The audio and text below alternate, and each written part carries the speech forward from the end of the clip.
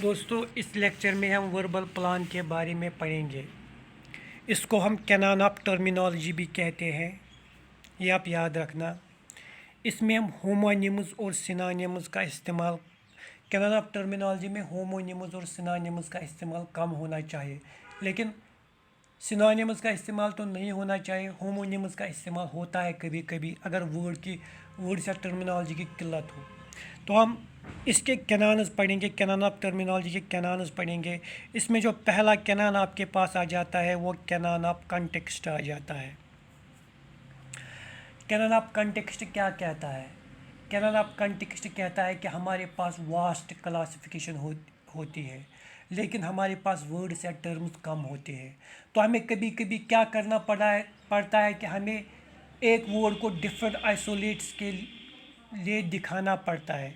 एक वर्ड को different isolates के लिए हमें दिखाना पड़ता है। तो हम इसको क्या कहते हैं? तो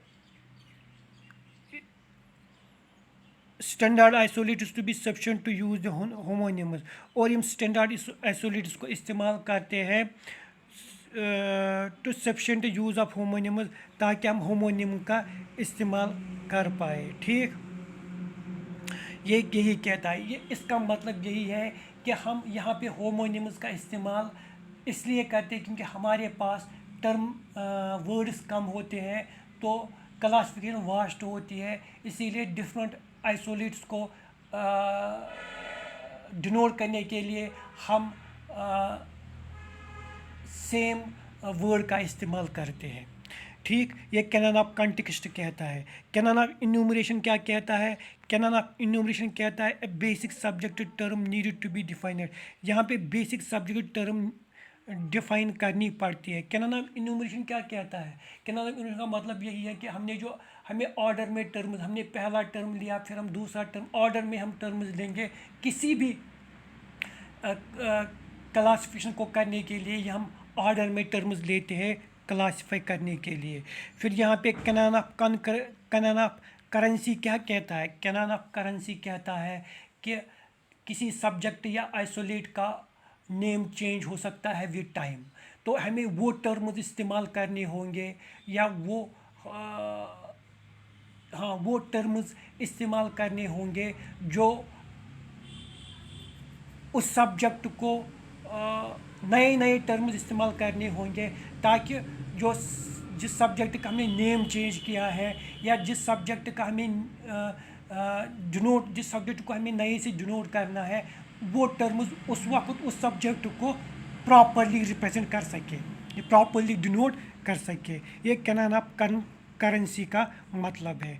फिर कैनन ऑफ रिएक्टेंस का मतलब क्या है? कि terms use in the scheme of, ये टर्म जो इस्तेमाल करते हैं हम इस स्कीम में, ये क्रिटिकल होने चाहिए, क्रिटिकल होने चाहिए, क्रिटिकल होने चाहिए। ठीक, तो इसमें कौन कौन सा कैनन आ जाता है याद रखना। Canon of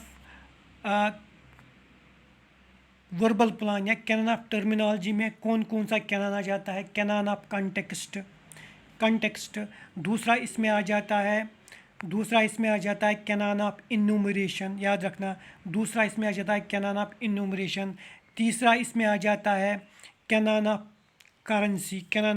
currency. और चौथा इसमें आ जाता है कैनन ऑफ रिएक्टेंस। क्या आ जाता है? Canon of reactance.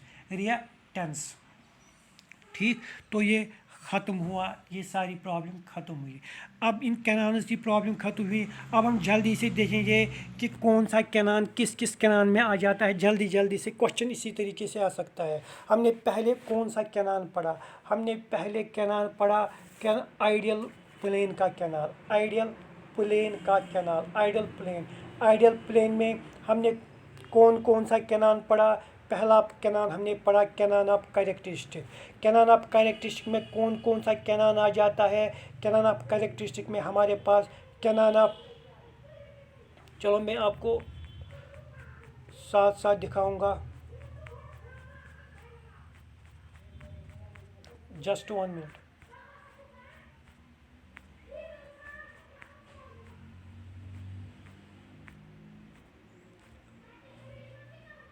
Cannon of ideal plane के बारे में हम पढ़ेंगे कि इसमें कौन कौन सा कैनन आ जाता है। इसमें हमारे पास कैनन ऑफ कैरेक्टरिस्टिक आ जाता है, फिर कैनन ऑफ डिफरेंशिएशन आ जाता है, इसी का सबसेट। कैनन ऑफ कैरेक्टरिस्टिक का सबसेट है canon of differentiation. Canon of relevance इसका एक और सबसेट है। फिर यहाँ पे कैनन ऑफ डिफरेंशिएशन इसका एक और सबसेट है। और कैनन ऑफ रेलिवेंस